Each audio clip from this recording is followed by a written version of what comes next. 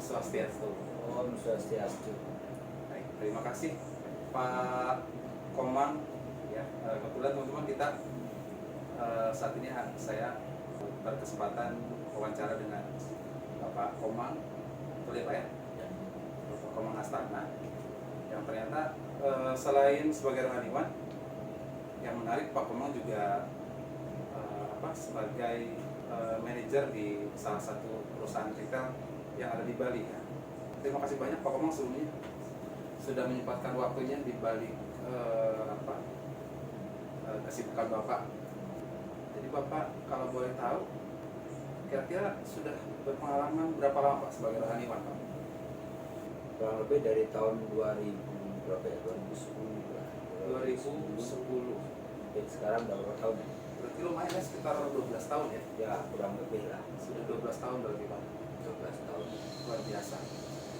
12 tahun mengemban tugas sebagai rohaniwan, tapi di sisi lain Pak juga punya kesibukan sendiri bekerja ya? Betul. Oke.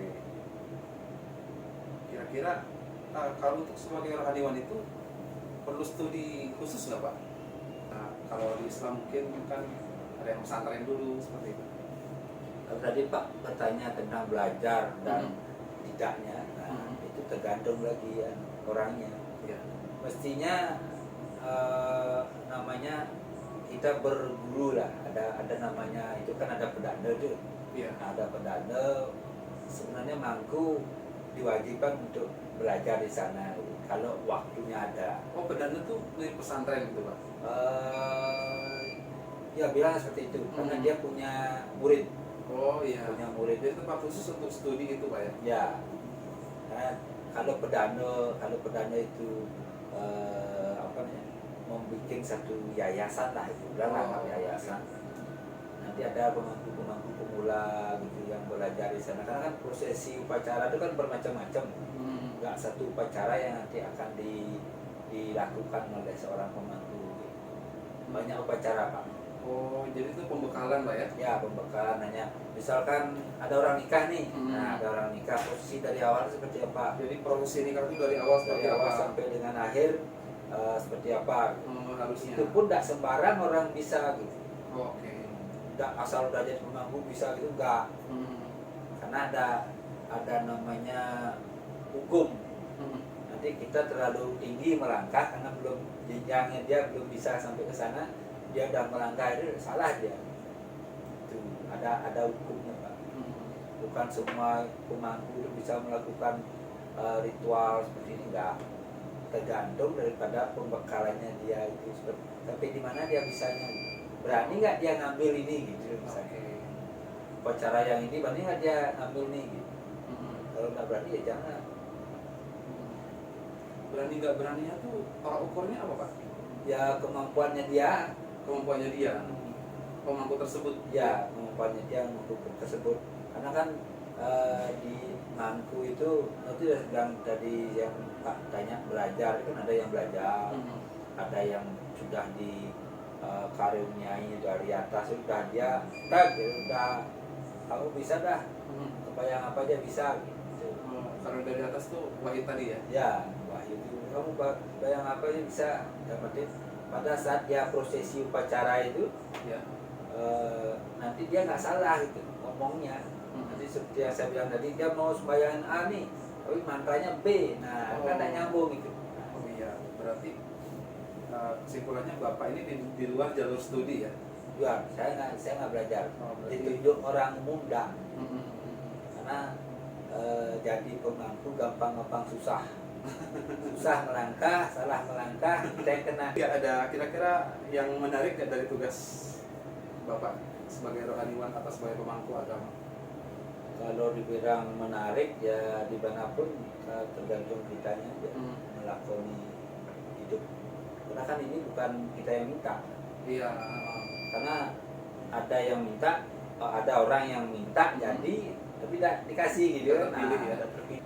Jadi seorang pemangku itu salah satunya kan susahnya kita nggak bisa bebas itu. Banyak pantangan tadi ya. Pantangan. Kalau yang menariknya kira-kira?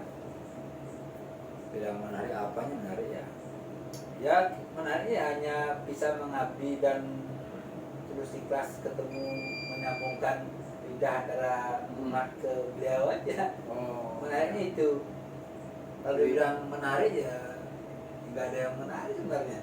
Karena kan itu susah. Susah ya. Susah. Ini tantangan Pak. Tantangannya ya kurang lebih kayak tadi Pak ya, gampang susah ya. Gampang susah.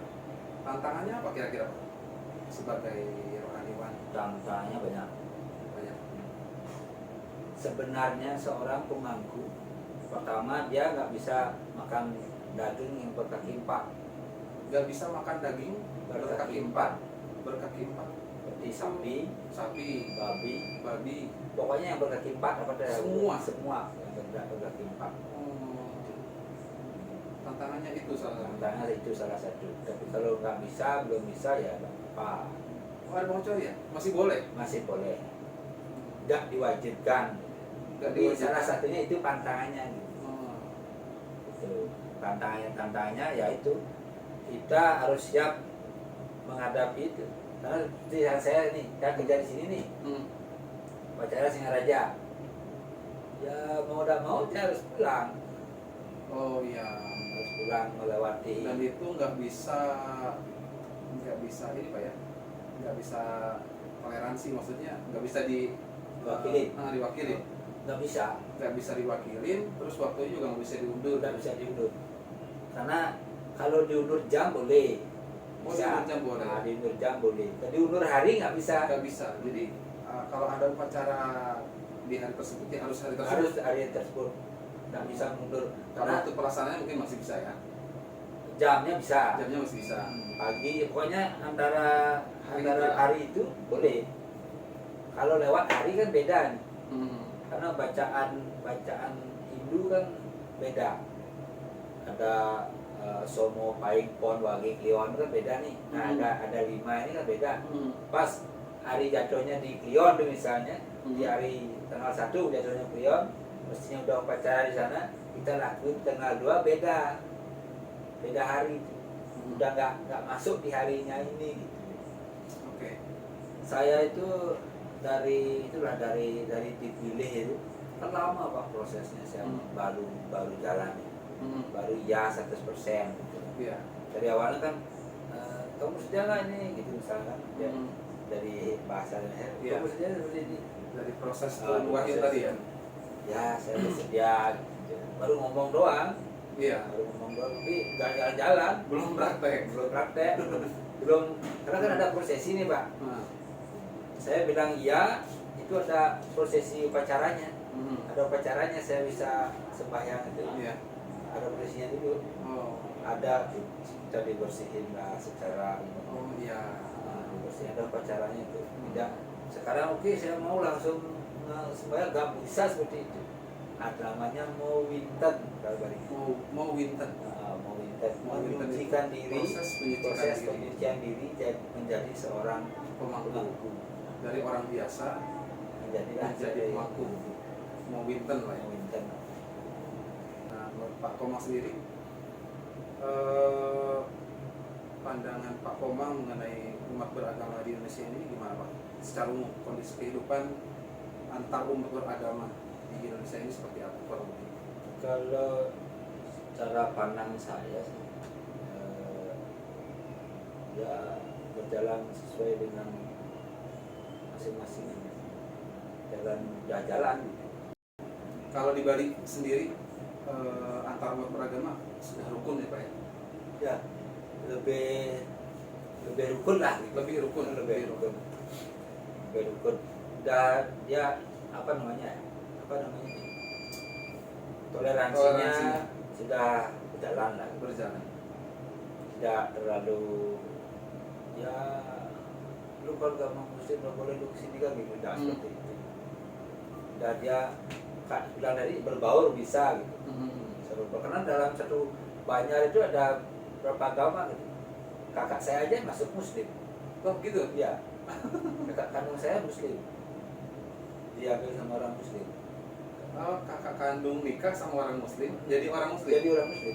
Tapi kalau kumpulan keluarga, ya kalau pulang dia. Pas saya kemarin kan saya hajatan di rumah nih. Ya. Dia pulang dari pagi sampai malam di rumah.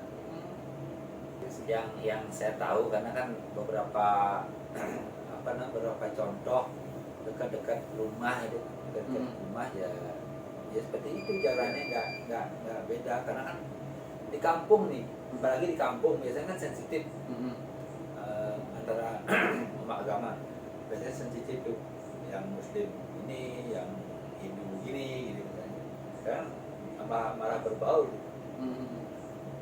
dia tetap pada keyakinan sendiri tapi dalam skop itu apa namanya banyak dia berbaur bermasyarakat ya bermasyarakat seperti biasa. Pak Komang kira-kira ada nggak hubungan antara agama dengan negara atau hubungan agama dengan negara tuh menurut Pak Komang seperti apa? Ada sangkut pautnya nggak gitu? Kalau agama sama negara ya ada lah kan namanya fondasi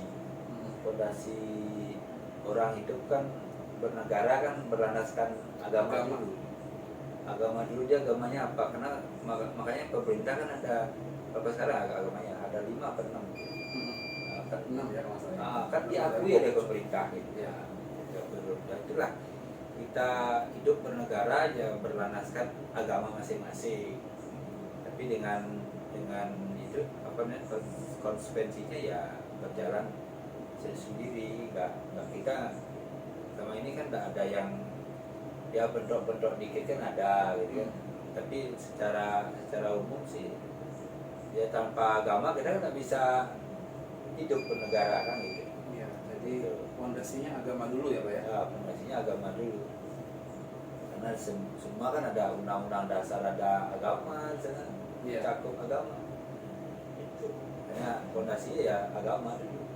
Betul. Makanya hubungan antara negara berdiri itu kan karena ada agama juga. Kalau gitu kan orang mau menang sendiri kayak hukum riba gitu. Iya. Terima kasih banyak Pak Komang atas waktunya.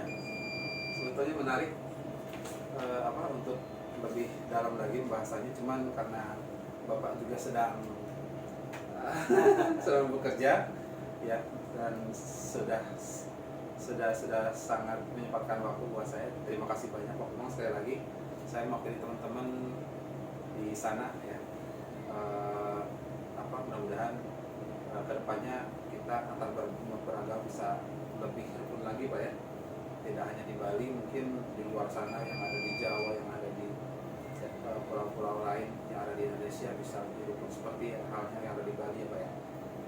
Jadi lebih tentram. Oke, terima kasih banyak Komang sekali lagi atas waktunya. Om Santi. Santi.